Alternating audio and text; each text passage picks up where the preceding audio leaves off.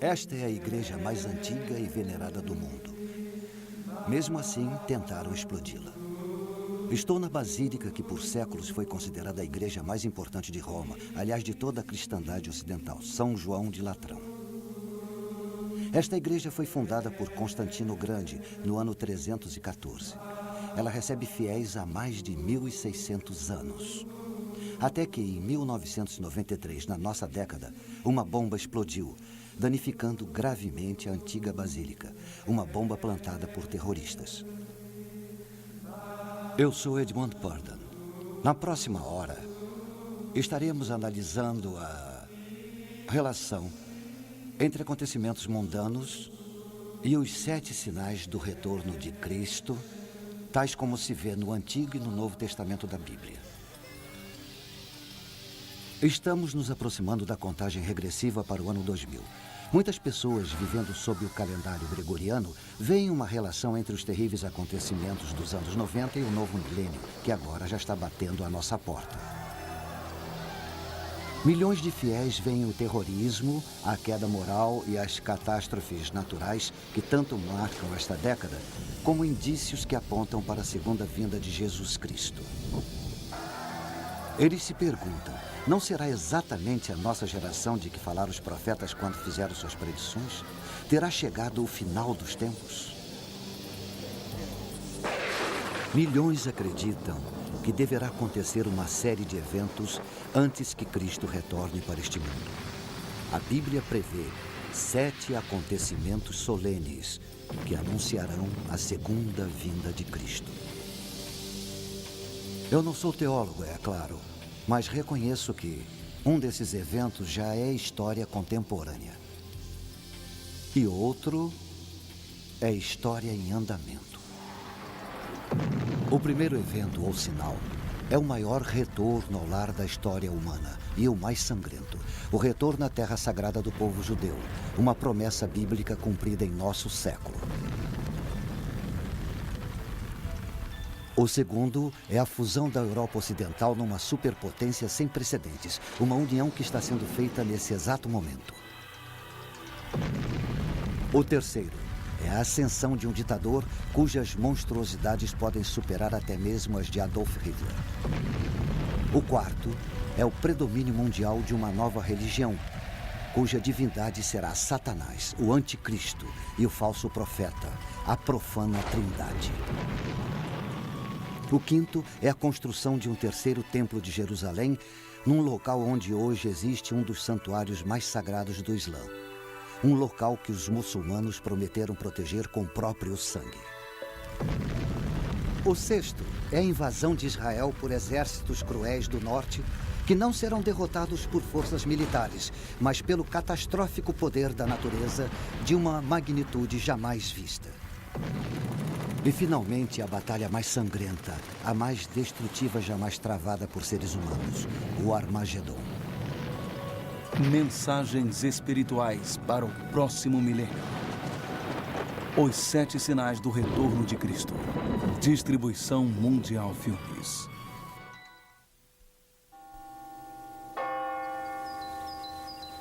Mil anos antes de terem colocado a bomba, São João de Latrão era a igreja do Papa. Na véspera do Ano Novo, do ano de 999, o Papa Silvestre II fez uma missa aqui para uma congregação profundamente contrita, marca do arrependimento pelos seus pecados. Muitos dos ricos da congregação tinham doado suas terras, outros libertaram seus escravos. Agora aguardavam temerosos que os sinos da igreja finalmente anunciassem um novo milênio e a segunda vinda de Jesus Cristo.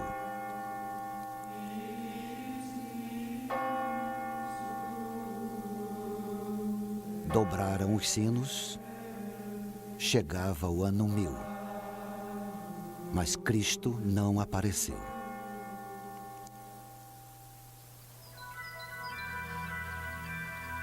Sendo assim, O sol nasceu no primeiro dia do começo de um novo milênio.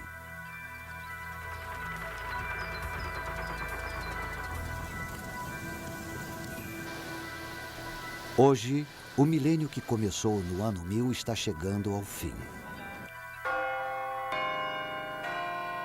Algumas pessoas não têm dúvida de que o sino que irá dobrar no ano 2000 anunciará o retorno de Jesus Cristo.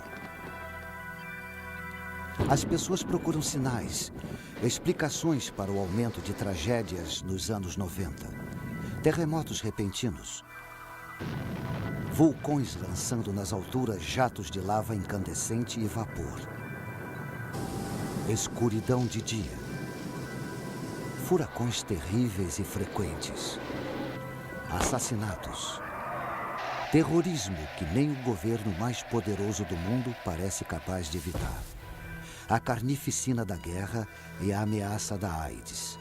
Estará nosso planeta como um peão parando de girar? As pessoas querem respostas e procuram no estudo das auras, na propriedade dos cristais, no tarô, em mapas e mais mapas astrológicos. Os cristãos afirmam que não é preciso olhar para as estrelas. Eles sustentam que estão vendo sinais claros da volta iminente de Cristo, apesar de admitirem que não sabem exatamente quando isso vai acontecer. Eles não afirmam que conseguem ler a mente divina. Este livro, que está em todas as gavetas da maioria dos hotéis, foi traduzido para praticamente todas as línguas do mundo. Cerca de 25% de tudo que está escrito na Bíblia são profecias. Existem dezenas de profecias falando da vinda de Cristo para o nosso mundo. Mas existem centenas de promessas falando da segunda vinda de Cristo. Algumas profecias descrevem os tempos em que nós vivemos. Nação se voltará contra nação e reino contra reino. Haverá grandes terremotos, fome e pestes, e acontecimentos terríveis e grandes sinais dos céus. Muitas das profecias da Bíblia se cumpriram séculos atrás. Algumas estão se cumprindo hoje, na nossa época. E existem outras, como a fúria de Deus descendo sobre a terra, que esperamos que só aconteçam no futuro distante. Com a chegada do novo milênio, muitos cristãos se perguntam: será que essas profecias vão todas acontecer nos nossos dias?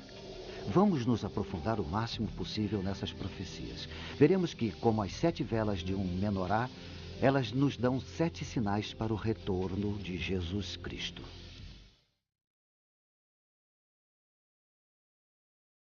Vejamos o primeiro sinal, a devolução de Israel. As profecias são muito claras. Cristo não voltará para esse mundo antes que o povo judeu tenha de volta sua nacionalidade. No dia de Ano Novo do ano 1000, os cristãos não tinham o que temer. Na época, o povo judeu estava espalhado por todo o mundo.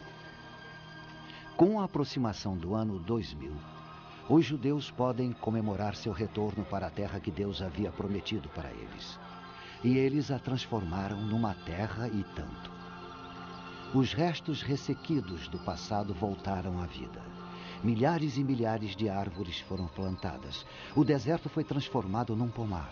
Os israelenses modernos se mostraram dignos de uma promessa ancestral, mas não sem derramamento de sangue.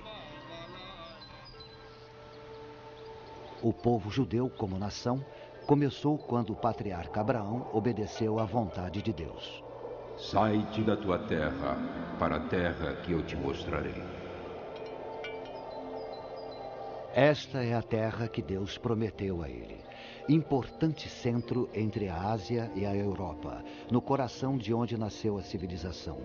Uma terra de montes bucólicos e ricas praias salineiras.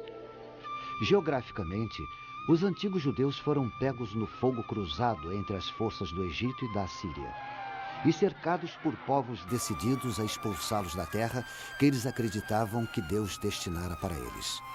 Dessa época até hoje, a Terra Prometida sofre com guerras constantes. Com o tempo, a Assíria conquistou o reino de Israel ao norte. Suas 10 tribos se perderam na história. Mais tarde, o reino de Judá ao sul foi esmagado pelas forças de Nabucodonosor e seu povo foi levado prisioneiro para a Babilônia. Até que os persas destruíram a Babilônia e os descendentes de Abraão ficaram livres para voltar para a Terra Prometida. Mas a Terra Prometida estava ocupada por Roma.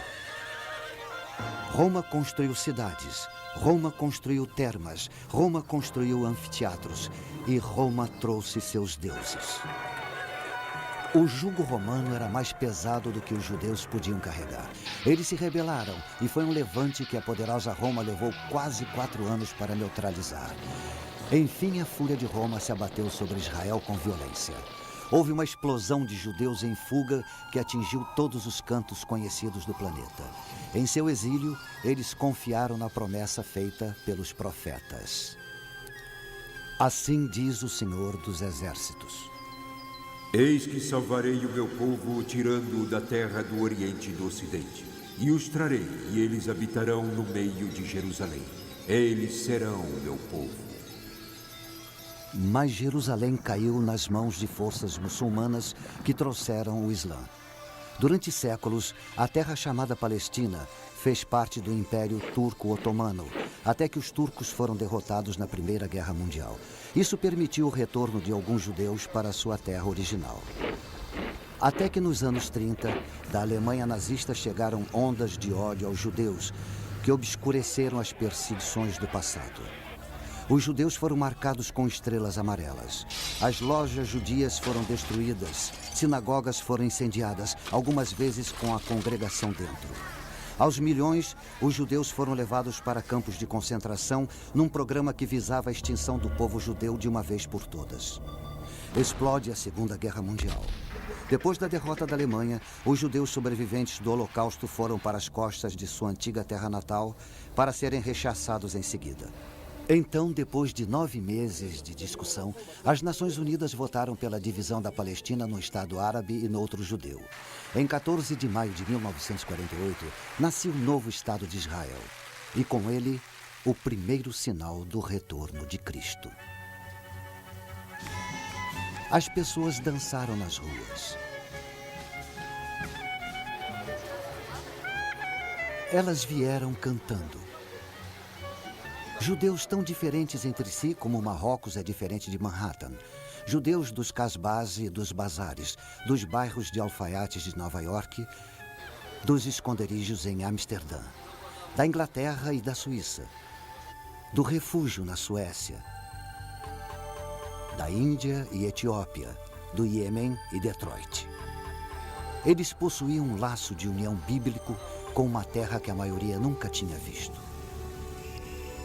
Também designarei lugar para Israel e o plantarei ali, para que habite no seu lugar e não mais seja perturbado. Estas palavras do profeta Amós foram ditas há cerca de 2.700 anos. A devolução de Israel para o mundo parecia um sonho impossível, mas uma por uma as barreiras que impediam foram afastadas. Pelas mãos de Deus, muitos acreditam. Este sinal surgiu em nossa época. Quantos mais se seguirão?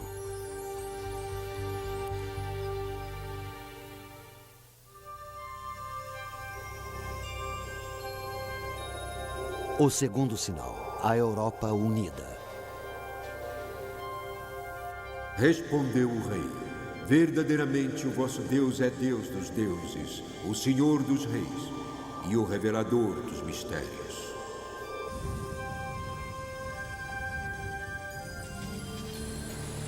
No passado, esta cidade Roma foi a maior capital do mundo antigo.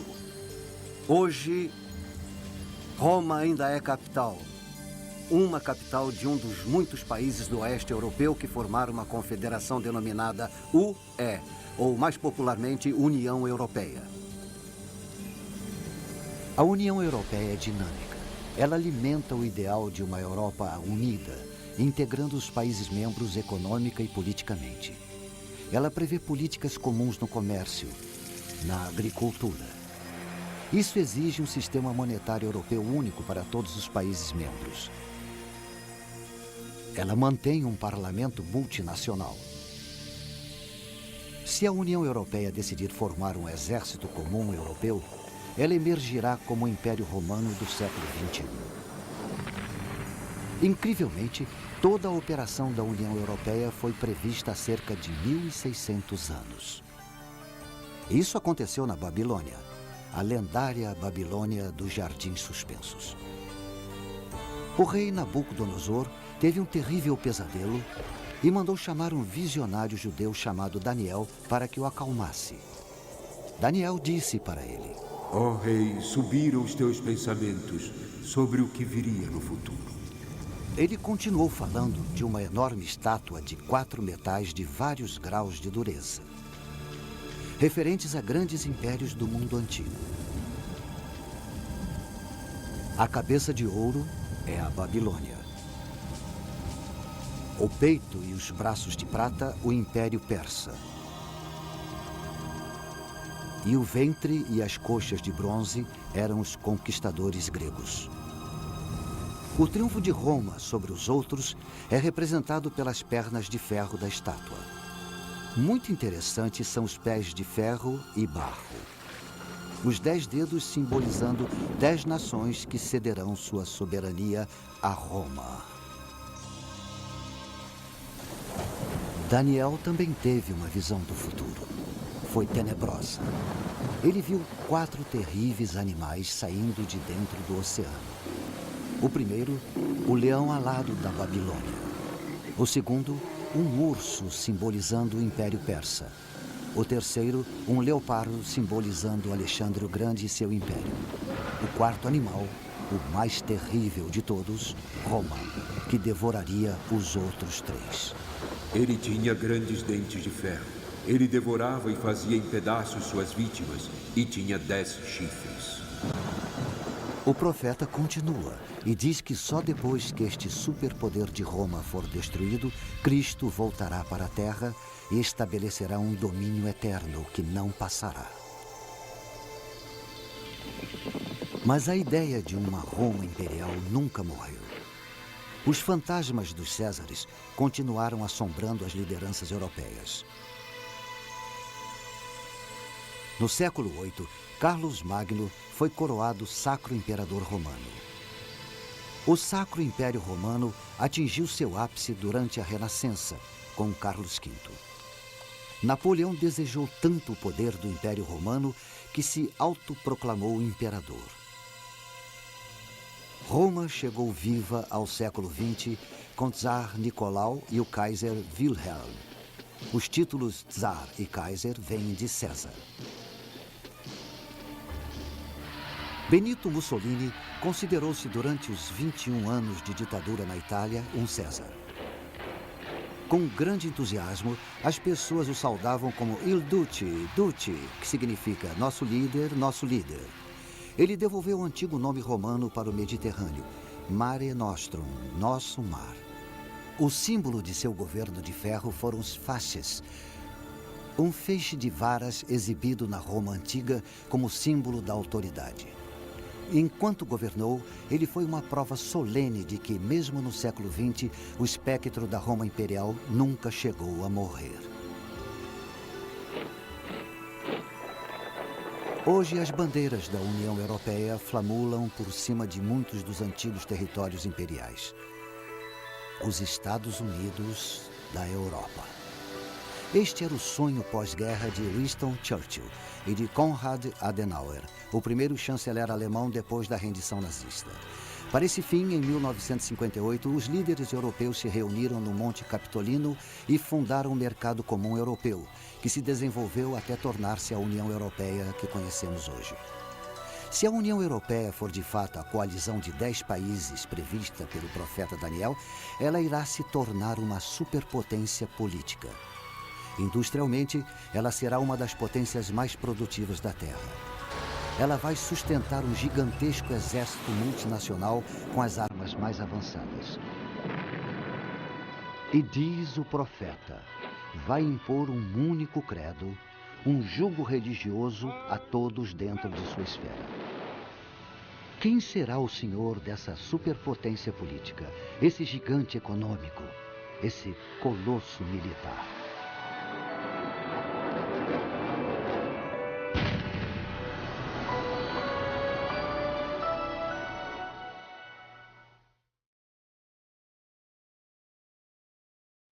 O terceiro sinal é a vinda do anticristo. E eis que entre eles subiu outro chifre, pequeno, diante do qual 3 dos primeiros chifres foram arrancados. E eis que neste chifre havia olhos como os de um homem, e uma boca que falava grandes coisas.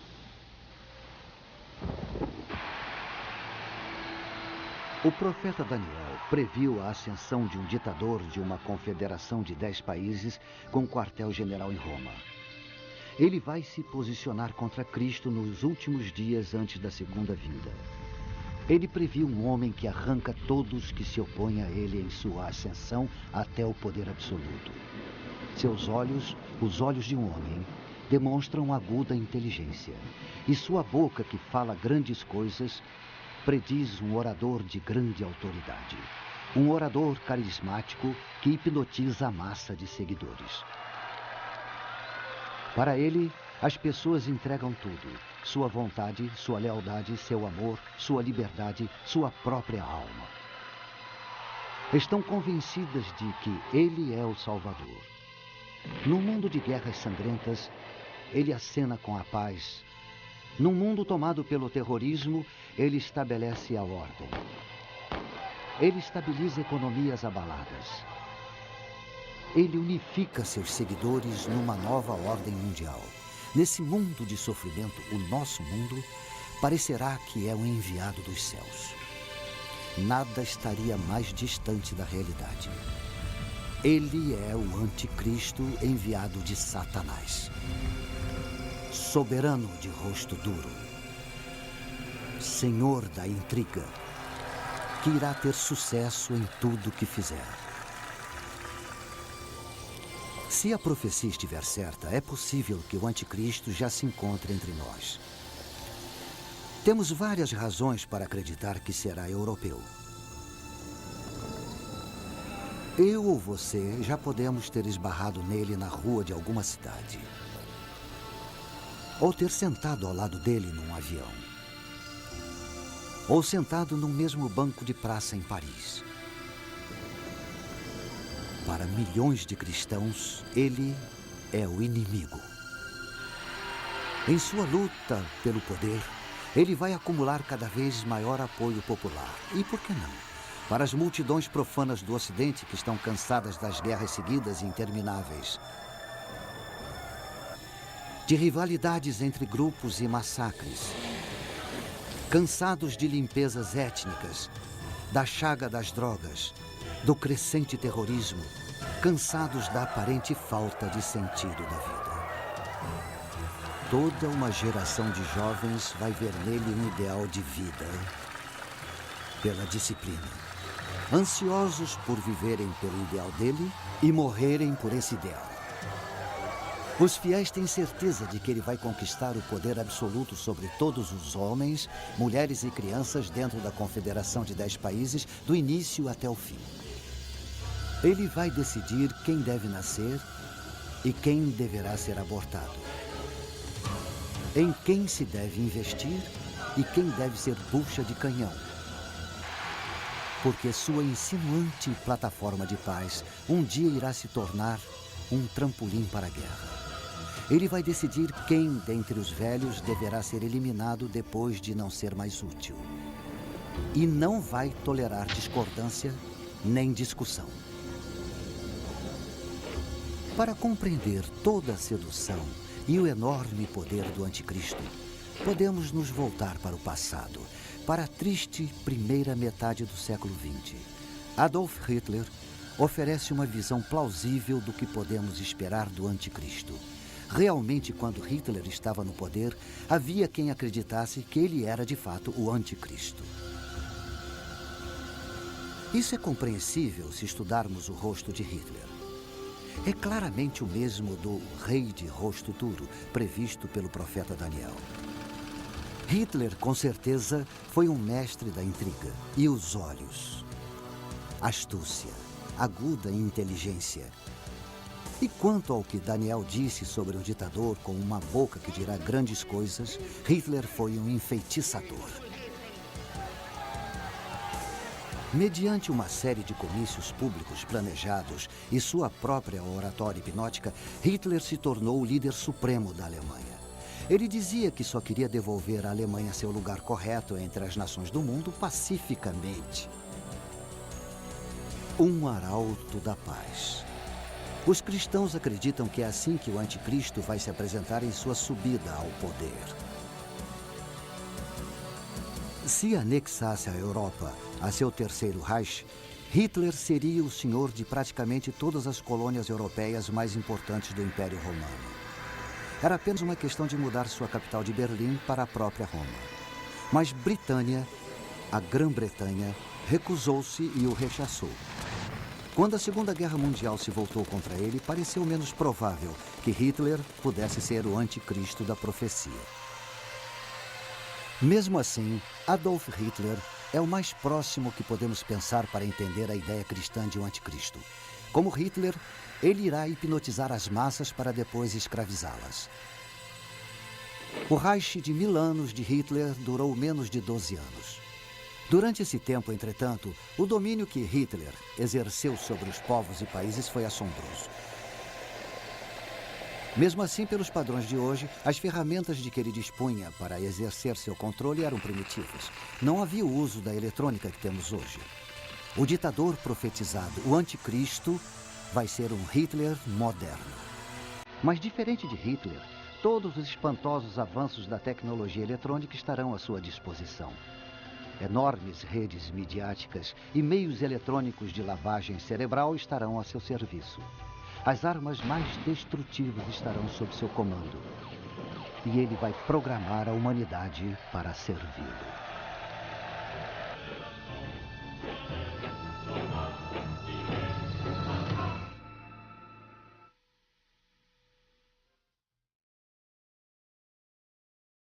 O quarto sinal. Uma nova religião mundial. Também vi uma de suas cabeças como se fora ferida de morte, mas a sua ferida mortal foi curada. As últimas décadas desse milênio já assistiram a um sem número de assassinos e quase assassinos de chefes de Estado. O atentado contra a vida do presidente Ronald Reagan. O presidente foi ferido e sobreviveu, mas tentativas em outros líderes foram bem-sucedidas. O premier egípcio Anwar al-Sadat, Indira Gandhi, primeira-ministra da República da Índia, Yitzhak Rabin, de Israel. Os cristãos se assombram com o assassinato do anticristo, descrito no último livro da Bíblia, o das Revelações ou o Apocalipse. Ele será ferido, é o que a profecia nos diz, mortalmente ferido. Depois, como por milagre, ficará curado. De certo modo, ele vence a morte. Talvez em descarada zombaria, a morte e ressurreição de Jesus Cristo. As Escrituras nos dizem: toda a terra se maravilhou, seguindo a besta. Então, esse ditador, o anticristo, irá se autoproclamar um Deus na terra. O mundo já assistiu a algo semelhante. Nós nos lembramos de julho de 1944. Vários oficiais de alta patente do exército alemão conspiraram para matar Hitler com uma bomba escondida. Uma bomba potente. Milagrosamente, Hitler sofreu apenas ferimentos leves. Para seus fiéis seguidores, Hitler não tinha apenas frustrado a traição. Ele tinha desafiado sobrenaturalmente a morte. Mais uma vez analisamos o ditador demoníaco para entender melhor o anticristo que virá. Enquanto o mundo estava sob seu controle, Hitler trabalhou para tirar Deus de seu trono. Heil Hitler substituiu Vá com Deus nas saudações. Nós vivemos por Hitler. Nós morremos por Hitler. Nosso Hitler, nosso Senhor, que impera no admirável mundo novo.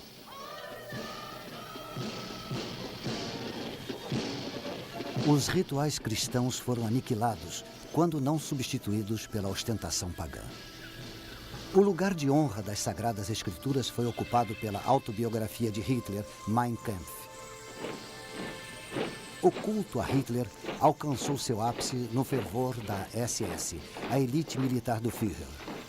As unidades SS cumpriram suas ordens desumanas sob a efígie da Caveira da Morte. O filho pequeno de um membro da SS foi batizado numa cerimônia que abertamente zombava do ritual cristão do batismo. Embrulhada numa manta de suásticas, a criança foi batizada num altar que tinha o retrato de Hitler no lugar da cruz. Como o escritor inglês Clive James observa, nem todos nessa era mundana estamos dispostos a aceitar que Satanás visitou a Terra na forma de Hitler e recrutou um exército de pecadores. E vi subir da terra outra besta. E tinha 2 chifres semelhantes aos de um cordeiro e falava como dragão. Também exercia toda a autoridade da primeira besta na sua presença e fazia que a terra e os que nela habitavam adorassem a primeira besta, cuja ferida mortal fora curada. A vinda de uma outra foi profetizada, um falso profeta que vai incentivar todos os povos a adorar o ditador mundial.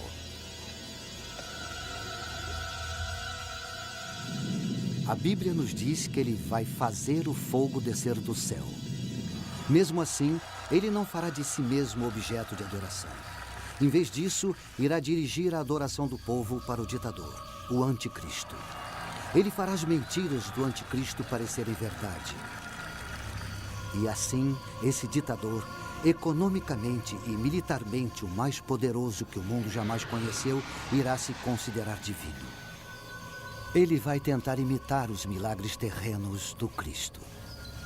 Se Jesus devolveu a visão aos cegos, ele vai empregar talvez tratamentos médicos ainda desconhecidos para a cegueira. Se Jesus fez os coxos andarem, ele poderá recuperar nervos e músculos atrofiados eletrônica ou quimicamente. Se Jesus fez a filha de Jairo voltar da morte, ele poderá, como Frankenstein, usar espantosas novas tecnologias para tentar igualar o milagre.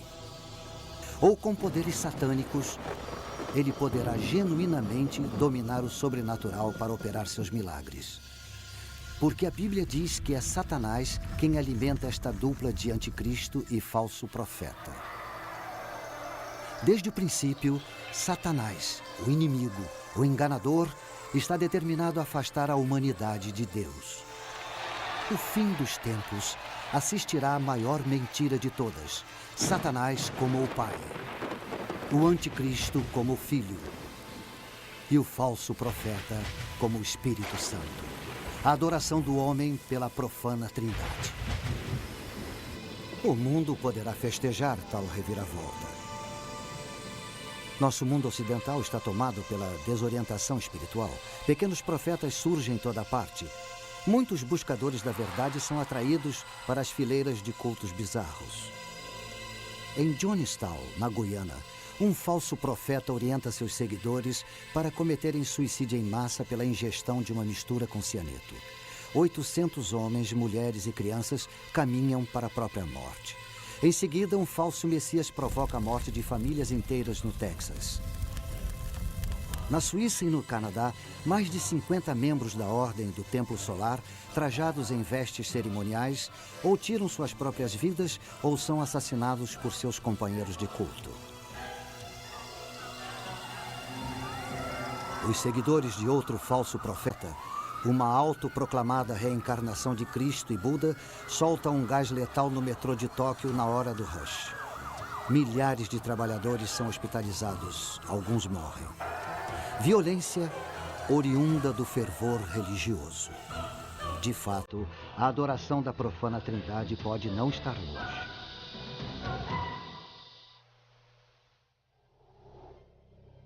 O quinto sinal, a reconstrução do templo.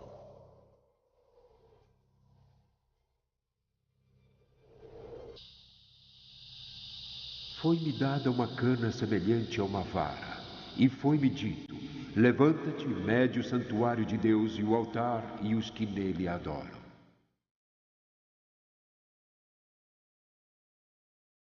Jerusalém dourada, a cidade de Deus. Seu solo pisado pelos pés dos conquistadores, assírios e babilônios, gregos e romanos, sarracenos e otomanos. Suas portas, os sagrados portais dos peregrinos, judeus, cristãos, muçulmanos. Seu nome significa paz. Sua história, conflito. Mesmo assim, ela é a cidade onde quase todo ser humano sente o desejo de estar.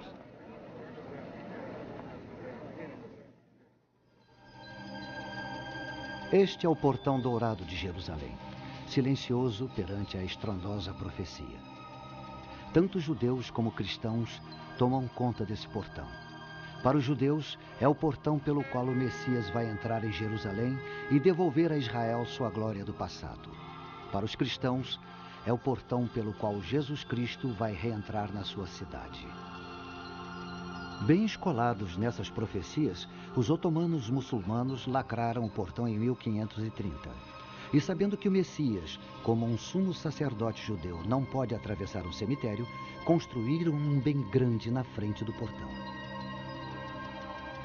Esta é a coroa de Jerusalém, o templo do monte, o monte bíblico de Moriá e o centro da fé judaica. Apesar de ter apenas 35 acres, é o pedaço de terra mais disputado de todo o mundo. Foi aqui, como se vê nesse modelo, que o rei Salomão construiu o primeiro templo de Jerusalém, com os cedros do Líbano. Mas ele foi destruído em 586 a.C. por invasores babilônicos. Por volta de 26 a.C., o rei Herodes o Grande completou a construção do segundo templo. Foi seu maior feito. Para este templo, com ornamentos dourados brilhando em sua fachada de mármore branca, os judeus de todas as províncias do Império Romano faziam suas peregrinações de Páscoa. Foi aqui na corte dos gentios que Jesus, em sua fúria, expulsou do templo os mercadores e ambulantes. A tentativa do imperador Calígula de colocar sua efígie gravada no templo enfureceu de tal modo os judeus que eles se revoltaram contra Roma. No início, tiveram êxito. Mas em 70 d.C., as forças romanas dominaram a cidade, queimaram o templo e levaram seus objetos sagrados para Roma como espólio.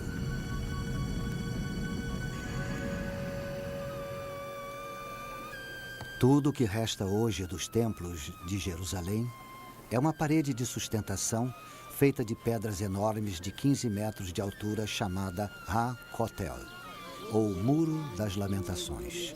De toda a cultura judaica, este é o local mais sagrado. O que encima o monte do templo hoje é uma maravilha da arquitetura muçulmana. O Kubet es-Sakra, ou Domo de Pedra, é tão sagrado para os seguidores de Maomé quanto o templo era para os filhos de Israel. Ele abriga uma rocha sobre a qual, segundo se diz, o patriarca Abraão preparou o sacrifício de seu filho Isaque. É também a rocha da qual, segundo os muçulmanos, o profeta Maomé ascendeu ao paraíso. Cristãos e judeus estão proibidos de orar no domo ou na linda mesquita de Al-Aqsa, que fica próxima. Mesmo assim, o monte é o único local onde os judeus podem construir um novo e o terceiro templo de Jerusalém. E a reconstrução do templo é fundamental para os judeus mais religiosos. O monte do templo. Tanto judeus como muçulmanos reclamam sua posse. Um antigo representante de Jerusalém chamou esse tipo de conflito de uma bomba relógio de dimensões apocalípticas.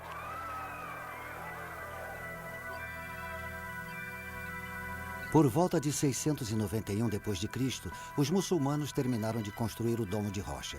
Ele está sobre o monte do templo há 1.300 anos. Não estão dispostos a tirá-lo para dar lugar a um terceiro e definitivo templo judeu. Muitos judeus rezam por um milagre. O templo virá do alto, eles dizem. Mas existem fanáticos tramando tomar o templo à força. Um militante do templo, ex-soldado do exército israelense, atraiu milhares de seguidores. Nossa ideia, ele explica, é mudar a mesquita, mudar o domo de rocha para ser reconstruído em Meca. Um grupo conhecido como Instituto do Templo já está se preparando para um novo sacerdócio judeu. Objetos rituais para sacrifício estão sendo feitos. Vestes rituais sendo confeccionadas. À sombra do Muro das Lamentações, há escolas do Talmud, onde estudantes ávidos são preparados para realizar os antigos rituais dos sacerdotes judeus. Um modelo em escala do terceiro templo já foi até construído. Mas os muçulmanos não abrem mão do monte do templo. Em 1990, irrompeu um tumulto quando um grupo de judeus tentou fincar a pedra angular do novo templo. Cristãos acreditam que Jesus Cristo não vai voltar para esse mundo até que o terceiro templo de Jerusalém esteja pronto. Como isso é possível com esta situação explosiva entre muçulmanos e judeus? E deu-se-lhe autoridade sobre toda a tribo, povo, língua e nação. O ditador dos 10 países irá intervir. Chegando como pacificador, ele irá enganar até o eleito. De uma vez por todas, ele irá apaziguar o conflito sobre o monte do templo. Não haverá mais discussão. O templo será reconstruído. E os filhos de Israel irão regozijar-se. Ele fez mais que resolver um conflito, eles dirão. Ele cumpriu o pacto que o Senhor Deus fez com Abraão. Mas o festejado ditador tem outros pactos a cumprir. Ele fará um acordo pelo qual irá devolver a Palestina para os israelitas. Este pacto marca o início de um período de 7 anos de tribulação, que só vai terminar com a segunda vinda do Cristo. Ele lhes dizia que fizessem uma imagem à besta que recebera a ferida da espada e vivia. Agora, o falso profeta, fonte oculta do poder, entronizará o ditador anticristo no novo templo de Jerusalém. E os que habitam sobre a terra irão adorar a besta, cujos nomes não estão escritos no livro da vida. A imagem dele será adorada, venerada, cultuada. Todos que se recusarem serão mortos. Os israelitas traídos reagirão como seus ancestrais fizeram quando o imperador Calígula tentou pôr sua imagem no templo deles. Vão se revoltar e lutar. E o ditador os fustiga com tal massacre que irá ofuscar o holocausto de Hitler.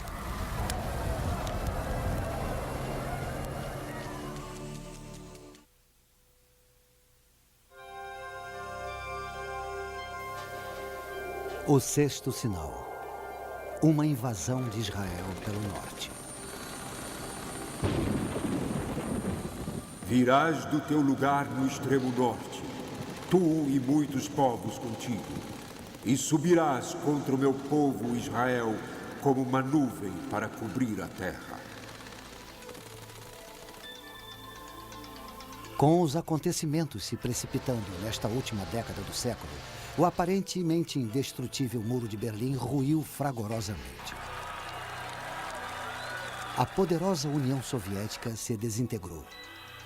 O mundo tremeu com as consequências. A profecia bíblica lança alguma luz sobre o que isso pode significar no novo milênio. Apesar da falsa bondade do ditador, a nação de Israel continua próspera e segura em seu pacto com os Estados Federativos da Europa. Mas as nações árabes, frustradas, se apressam em conseguir aliados. Estudiosos das profecias bíblicas tendem a acreditar que um país do norte irá lutar com eles. Veio a minha palavra do Senhor dizendo: Filho do homem, Dirige o teu rosto para Gog, terra de Magog, príncipe e chefe de Meseque e Tubal. Pérsia, Cuxi e os de Put com eles, e Gomer e todas as suas tropas. O profeta Ezequiel prevê uma nova coalizão. As nações da Pérsia e Etiópia, Put e Gomer, sob a liderança de Gog de Magog, para combater os estados federativos da Europa. Exegetas bíblicos discutem muito os nomes nessa profecia. Existe unanimidade sobre alguns e discordância em outros. Gog significa governante do fim dos tempos. E Magog, país que é tanto poderoso quanto aterrorizante. Alguns veem Moscou na palavra Mesek, outros discordam. Antes dos acontecimentos de 1989, era fácil pensar que a União Soviética de ateus seria o Gog de Magog das Escrituras. Com o fim da União Soviética, as opiniões foram repensadas e as antigas forças se agitam. A reunião é possível. Estudiosos têm certeza que a invasão virá do norte. Há milhares de anos, a terra de Israel sempre foi invadida pelo norte. Apesar de norte não ser necessariamente onde fica o país de cada exército invasor. A identidade dos estados membros dessa coalizão é muito clara. Pérsia, o atual Irã, é um deles. A Etiópia, que já foi aliada da antiga União Soviética, é outro. Put é o nome bíblico para o que hoje se chama Líbia. Somente o país chamado Gomer é controverso. Durante décadas, acreditou-se que Gomer era a Alemanha Oriental comunista. Agora que a Alemanha Oriental e Ocidental se uniram, há dúvidas. Significativamente, os nomes dos estados recuam até o primeiro livro da Bíblia, até Jafé, o filho de Noé. Depois do grande dilúvio, os filhos de Jafé foram para o norte, para a terra de Rosh. Rosh se parece com Rússia. Mas como alguns sábios prudentemente nos lembram, o nome Rússia, derivado do varego Rush, que fundaram o reino de Kiev, não existia até o advento do século IX d.C. Não está claro por que os estados federativos da Europa não repelem o Gog de Magog e sua coalizão. O que está claro é que, enquanto Israel dorme na segurança de seu novo pacto, Gog e seus aliados atacam como uma nuvem para cobrir a terra.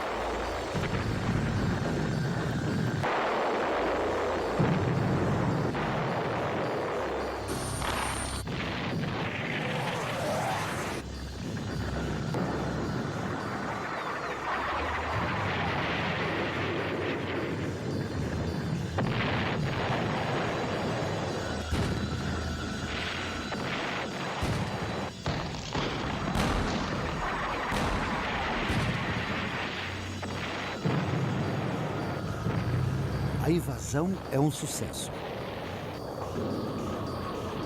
Mas os invasores estão confiantes demais. Eles imaginam que já têm o controle de Israel antes de vencer. E chamarei contra ele a espada sobre todos os meus montes. Agora o próprio Senhor Deus mostra sua face ao lado de seu escolhido. Os peixes do mar, as aves do céu, os animais do campo, e todos os répteis que se arrastam sobre a terra, e todos os homens sobre a face da terra, tremerão diante da minha face. E os montes serão deitados abaixo, e os precipícios se desfarão, e todos os muros desabarão por terra.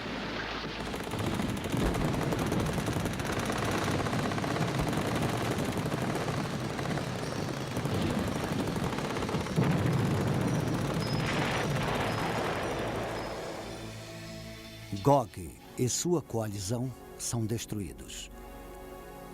Tão grande é a devastação que leva 7 meses para enterrar todos os mortos e 7 anos para enterrar todos os terríveis destroços. Mas esta guerra é um mero prelúdio do que está por vir. Zacarias, no Antigo Testamento, profetizou que todos os países vão se lançar contra Israel para travar a batalha do Armagedon. Em 2 de dezembro de 1942, neste local, na Universidade de Chicago, foi feita a primeira fissão nuclear. No átimo de segundo desse primeiro clarão atômico, iniciava-se uma nova era. A era da energia nuclear e a da guerra nuclear. Se a profética batalha do Armagedon for inevitável, será um holocausto de natureza nuclear.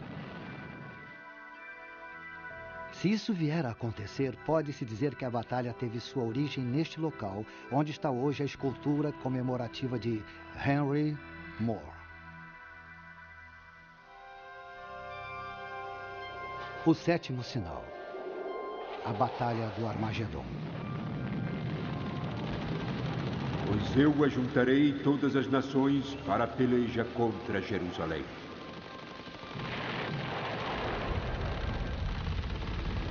Zacarias, do Antigo Testamento, profetizou que todos os países vão lutar contra a terra de Israel para realizar a batalha.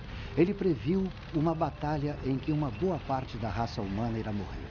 O nome do lugar onde essa batalha será travada provoca arrepios só de ouvir. Armagedon.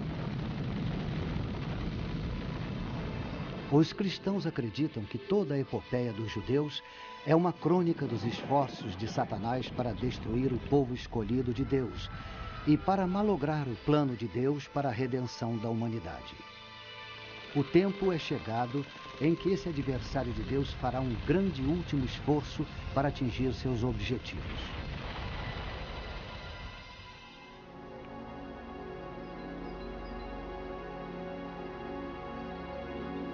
Megido está tranquila agora. No mundo antigo, aqui era um centro de comércio fundamental. Debaixo das ruínas da cidade que estão vendo, estão enterradas 20 outras Megidos, uma em cima da outra. A cidade foi reconstruída 20 vezes. O Vale de Megido se estende do Mediterrâneo até o norte de Israel. Quando Napoleão veio aqui, sua análise militar foi que, na planície de Megido, a natureza tinha criado seu maior campo de batalha. Nós conhecemos Megido melhor por seu outro nome, Armagedon. No interior dos gabinetes do ditador dos Estados Federativos da Europa e de seu falso profeta, o adversário de Deus alicia os inimigos do mundo para lutarem nesse amplo vale. Será a última batalha que o ser humano jamais irá travar. Eles virão de todos os cantos do mundo. Mais exércitos virão descendo do norte. Outros exércitos invadirão pelo sul. Chefiados pelo Deus da guerra, o único Deus que o anticristo irá reconhecer além de si mesmo, os Estados Federativos da Europa despacharão suas tropas de elite pelo ocidente, tropas com armas superiores. Mas um exército em número incrivelmente superior vem vindo do oriente, a leste do Eufrates. Como a profecia diz que o exército terá 200 milhões de homens, é de se suspeitar de uma coalizão das nações asiáticas encabeçada pela China. Do norte, sul, leste e oeste eles vêm, e o confronto é aqui.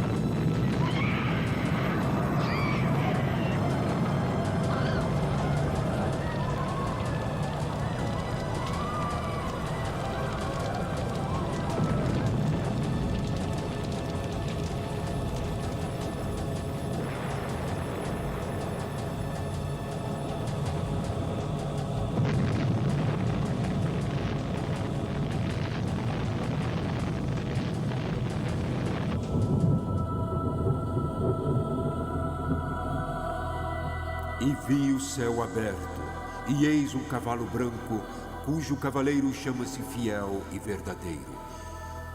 No manto sobre a sua coxa tem escrito o nome: Rei dos Reis e Senhor dos Senhores. Cristo, que retornou em sua glória, julga as nações ímpias. De sua cidade sagrada, Jerusalém, ele irá reinar triunfante e seu reino será eterno. A profana trindade está esmagada. Satanás foi banido para sempre.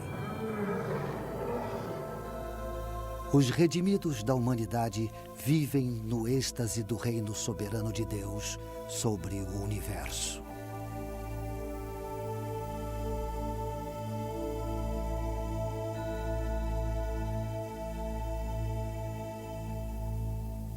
Para quem estiver de fora, o futuro profetizado pode parecer de fato muito sombrio.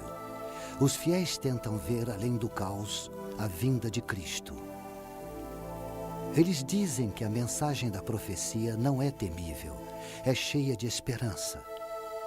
E eles se confortam no conselho dado por Jesus quando previu esses acontecimentos. Quando estas coisas acontecerem, exultai e levantai vossas cabeças.